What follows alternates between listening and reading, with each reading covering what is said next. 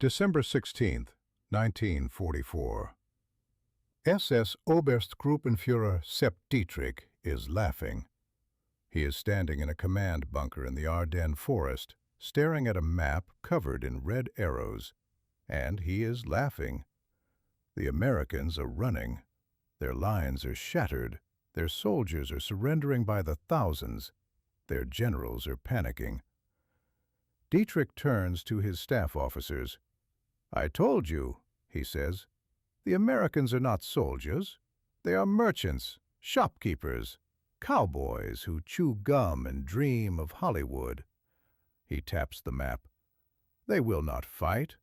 They do not know how to fight. In 2 weeks, we will be drinking champagne in Antwerp." His officers laugh with him. The master race is winning. The American shopkeepers are finished. Exactly 10 days later, Sepp Dietrich is not laughing. He is watching the remnants of his elite SS Panzer divisions being torn apart by an American army that was not supposed to exist. An army that moved 100 miles in 48 hours in a blizzard through impossible terrain, led by a general the Germans called that crazy cowboy. His name was George S. Patton, and he was about to teach the master race what American shopkeepers could do. To understand what happened in December 1944, you must first understand what the Germans believed about Americans. They believed Americans were soft. They believed Americans were spoiled by wealth and comfort. They believed Americans had no warrior spirit, no will to fight, no understanding of sacrifice. "They are a mongrel nation," Hitler said, "half Jews and Negroes. They have no culture, no history, no soul." The German officer corps agreed. Americans were good at making cars and movies. They were not good at war. This belief was not entirely unfounded. In the early years of the war, American forces had struggled. Kasserine Pass in Tunisia, a disaster. Green American troops routed by experienced Afrika Korps veterans. The Italian campaign, slow, bloody, grinding. Even after D-Day, the Americans advanced cautiously, methodically, by the book. The Germans saw this and drew a conclusion. Americans could win with overwhelming material superiority, but when the odds were even, when the fighting got brutal, when blood needed to be spilled, the shopkeepers would fold. Adolf Hitler staked everything on this belief. By December 1944, Germany was losing. The Eastern Front was collapsing. The Red Army was grinding toward Berlin. The Western Front was stalled, but the Allies were preparing for a final push into the heart of Germany. Hitler needed a miracle. He needed to split the Allied coalition. He needed to prove that Germany could still win. The plan was called Wacht am Rhein, Watch on the Rhine. A massive surprise attack through the Ardennes forest, the same route Germany had used to conquer France in 1940. The objectives were ambitious. Smash through the weak American lines, race to the Meuse River, capture Antwerp, the Allies' main supply port. Cut the British and American armies in half. Force a negotiated peace. Hitler assembled the largest German force in the West since D-Day. 3 armies, 30 divisions, over 400,000 men, 1,200 tanks, 2,000 artillery pieces, 1,000 aircraft. The spearhead would be the 6th SS Panzer Army, commanded by Sepp Dietrich. Sepp Dietrich was not a typical German general. He was not an aristocrat. He was not a Prussian. He was not educated at military academies. He was a butcher's apprentice from Bavaria. He had been a street fighter in the early Nazi Party, a bodyguard for Hitler, a thug who rose through violence and loyalty. By 1944, he commanded the most elite military formation in Nazi Germany, the 6th SS Panzer Army. 4 SS Panzer divisions, 80,000 men, 300 tanks, the best equipment, the most fanatical soldiers, the true believers. Dietrich despised the Americans. He had fought them in Normandy. He had seen them advance slowly, cautiously, always waiting for air support and artillery. "They cannot fight man to man," he told his officers. "They need their machines, take away their toys, and they are children." The Ardennes offensive would prove him right.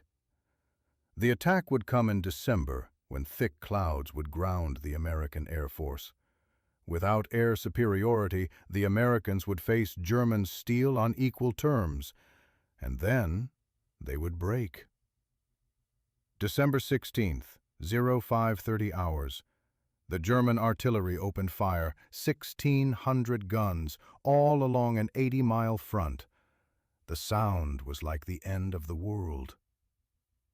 The American forces in the Ardennes were not ready. This sector was considered quiet. It was where divisions went to rest, to recover, to train replacements. The 4th Infantry Division, the 28th Infantry Division, the 106th Infantry Division, undermanned, under-equipped, spread thin across impossible frontage. They had no idea what was coming. The German assault hit like a hammer. Panzer divisions poured through the forest. Infantry swarmed the American positions. Within hours, the American line was shattered. Entire regiments were surrounded, cut off, destroyed. The 106th Division, 8,000 men, surrendered almost completely. It was the largest mass surrender of American troops since the Civil War. The news reached Dietrich's headquarters by noon. He smiled. "You see," he said, "merchants, they run at the first shot." He was right. In some places, the Americans did run, but in other places, something else was happening. Something the Germans did not expect. December 17th, a crossroads near the town of Malmedy. Battery B of the 285th Field Artillery Observation Battalion had been captured by SS troops from Kampfgruppe Piper. 150 American prisoners, unarmed, hands raised, standing in a snowy field. SS Standartenführer Joachim Piper was in a hurry. He had a timetable to keep, a bridge to capture, a war to win. He did not have time for prisoners. He gave an order. The machine guns opened fire. 150 Americans, standing in the snow, hands raised, cut down like wheat. The SS troops walked among the bodies. Anyone who moved, anyone who groaned, received a bullet to the head. 84 Americans died in that field. The rest played dead, waiting until the Germans left, then crawling away through the bloody snow. Word of the Malmedy massacre spread through the American army like wildfire. It changed everything. Before Malmedy, the Americans were fighting a war. After Malmedy, they were fighting for revenge. "No more prisoners," soldiers whispered to each other. "They want to murder us? Fine. We'll murder them right back." The shopkeepers were becoming something else, something the Germans had not anticipated. December 19th. A converted French army barracks in the city of Verdun. The Supreme Allied Commander, General Dwight D. Eisenhower, had called an emergency meeting. The situation was desperate. The German penetration was 50 miles deep. The town of Bastogne, a critical road junction, was about to be surrounded. The entire northern shoulder of the Allied line was in danger of collapse. Eisenhower looked at the grim faces around the table. General Omar Bradley, General Jacob Devers, British Air Marshal Arthur Tedder, and George S. Patton. Patton was different from the others. While they stared at the maps with worry, he was smiling. "The present situation is to be regarded as one of opportunity for us, and not of disaster," Eisenhower said. "There will be only cheerful faces at this table." Patton's smile widened. "Hell," he said. "Let's have the guts to let the sons of bitches go all the way to Paris. Then we'll really cut 'em up and chew 'em up." The other generals shifted uncomfortably. Patton was always like this. Dramatic, aggressive, borderline insane. But Eisenhower needed insane right now. "George," Eisenhower said, "I want you to attack the southern flank of the German penetration. Hit them hard. Relieve Bastogne." Patton nodded. "When can you attack?" The room went silent. Every general knew what Eisenhower was asking. Patton's Third Army was 100 miles south of the Bulge, facing east, engaged with German forces along the Saar. To attack north meant turning the entire army 90 degrees. 133,000 men, 1,500 tanks, 65,000 tons of supplies. In the middle of winter, on icy roads, through enemy territory. Standard military doctrine said such a maneuver would take at least a week, maybe 2. "I can attack with 3 divisions in 48 hours, Patton said.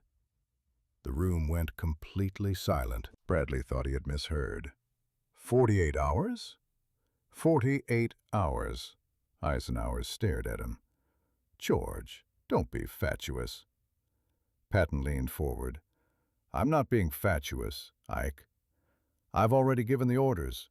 My staff has been planning this move for 3 days. We have 3 contingency plans ready.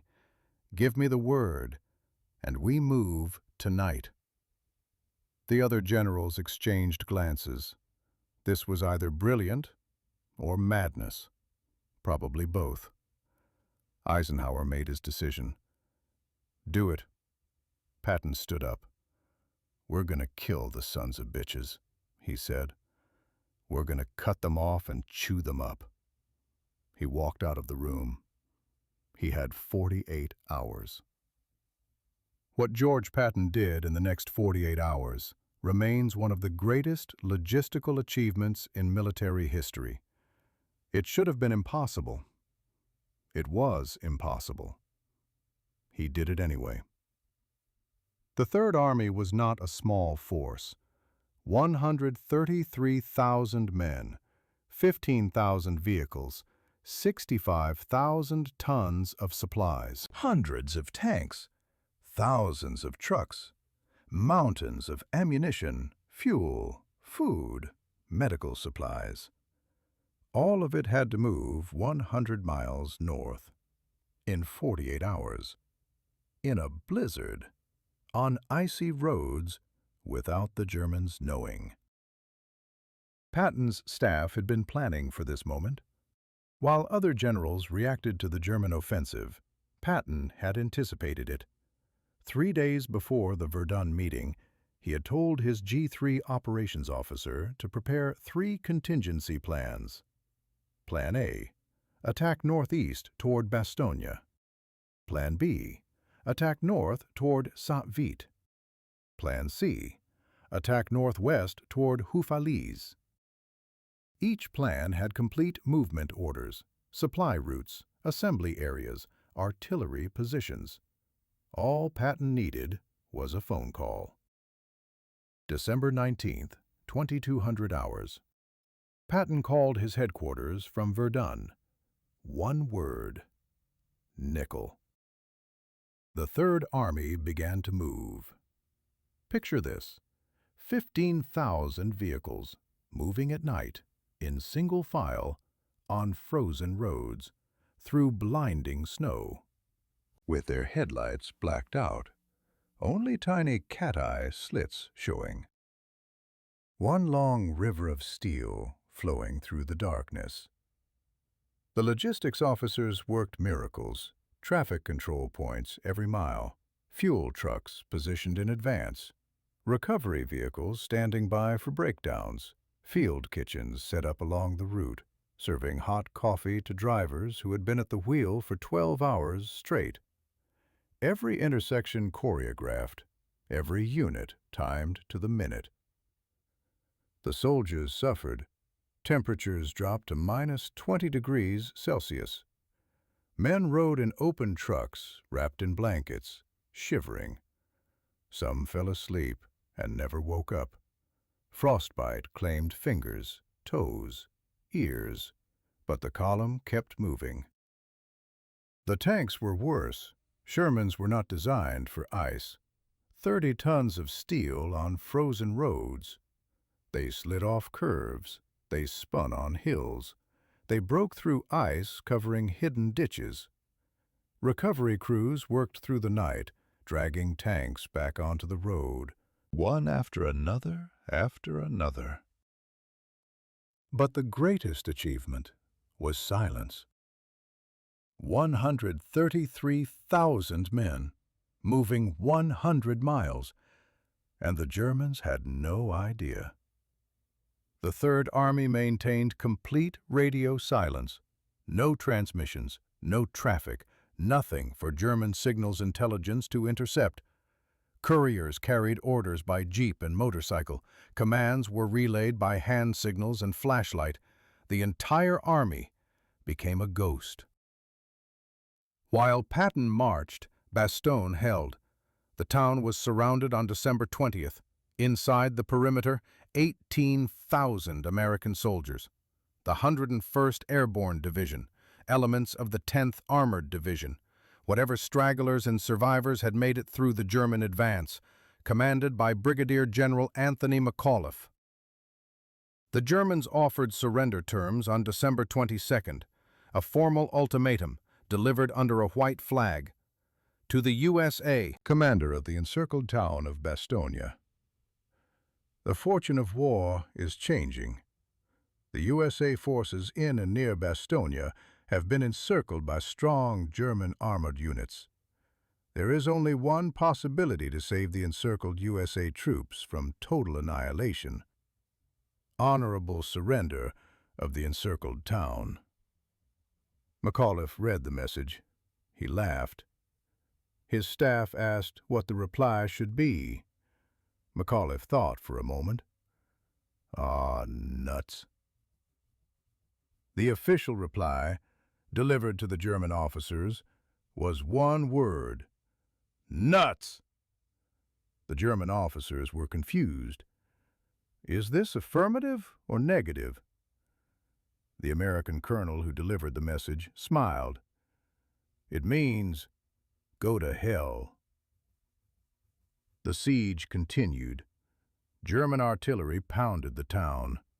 German infantry probed the perimeter. German tanks circled like wolves. Inside Bastogne, ammunition ran low. Medical supplies were exhausted. Food was rationed. The men held. They did not know if help was coming. They only knew they would not surrender. December 26th. The 4th Armored Division, spearhead of Patton's Third Army, reached the outskirts of Bastogne. They had driven 150 miles in 4 days, through snow, through ice, through German resistance. They were exhausted. They were frozen. They were not stopping. The Germans had established a defensive line south of Bastogne. Anti-tank guns, infantry positions, minefields. They expected to hold the Americans for days. Lieutenant Colonel Creighton Abrams disagreed. Abrams commanded the 37th Tank Battalion, 36 Sherman tanks, not enough to break a defensive line by the book. Abrams did not care about the book. At 1600 hours, Abrams attacked, not where the Germans expected, not along the main road, through a gap in the line identified by aerial reconnaissance that morning. A secondary road, barely paved, covered in snow. The Germans thought it was impassable. Abrams passed. The Shermans burst through the German line before they could react. Tanks racing, machine guns blazing, infantry riding on the backs of the tanks, firing at anything that moved. The Germans panicked. They had been told the Americans would attack cautiously. They had been told the Americans could not fight. They had been told wrong. At 1900 hours, the 1st Sherman from the 4th Armored Division rolled into Bastogne. Lieutenant Charles Boggess commanded the lead tank. He found General McAuliffe standing at the edge of the perimeter. "How are you, General?" McAuliffe grinned. "Glad to see you, Colonel." The siege was broken. Sepp Dietrich was not laughing anymore. His 6th SS Panzer Army had been stopped at the northern shoulder of the Bulge. His elite divisions had failed to reach the Meuse. And now, Patton's 3rd Army was tearing into his southern flank. The shopkeepers were killing his men by the thousands. The Battle of the Bulge continued until the end of January. But the German offensive was broken on December 26th. The moment Bastogne was relieved, the strategic initiative shifted. The Germans had failed. The cost was staggering. 19,000 Americans killed, 47,000 wounded, 23,000 captured or missing. But the Germans lost more. 67,000 killed, 17,000 captured, 600 tanks destroyed, 1,000 aircraft lost. More importantly, Germany lost its last reserves. The divisions destroyed in the Ardennes could not be replaced. The tanks burned in the snow could not be rebuilt. The fuel consumed in the offensive was fuel that would not defend Berlin. Hitler's gamble had failed. The war would be over in 4 months. After the war, Sepp Dietrich was asked about the Battle of the Bulge. He was asked about the Americans. He was asked about the shopkeepers and merchants he had mocked. He said nothing. According to those who knew him, he never spoke of the Ardennes again. The master race had been beaten by a mongrel nation. The warriors had been crushed by the merchants. The supermen had been humiliated by cowboys who chewed gum. George Patton understood something that Sepp Dietrich did not. Americans were not professional soldiers. They did not come from warrior traditions. They did not dream of glory and conquest. They came from farms and factories. They came from shops and offices. They came from schools and churches. They were merchants. But when someone threatened their homes, their families, their way of life, when someone massacred their comrades in a snowy field, when someone told them they could not fight, the merchants became something else. They became killers, and they were very, very good at it.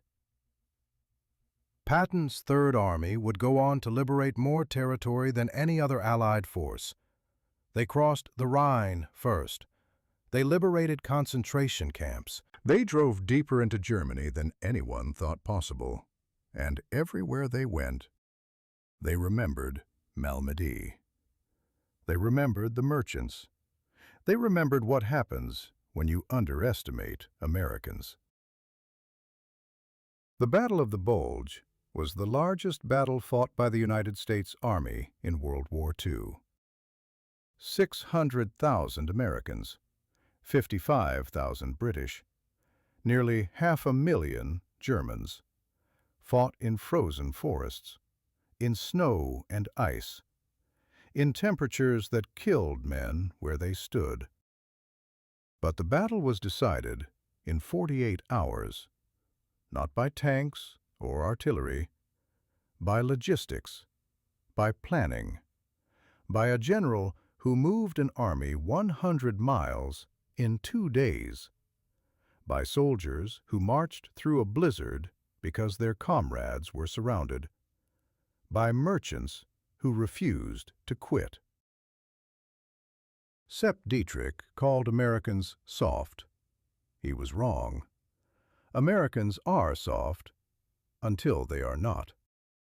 They are merchants until they are warriors. They are shopkeepers until they are killers. And God help anyone who makes them choose. If this story moved you, hit that subscribe button, because history is full of moments like this. Moments when arrogance met reality. Moments when the weak destroyed the strong. Moments when merchants became legends. Next time on Iron Witness, the Soviet pilot who rammed 11 German aircraft and survived.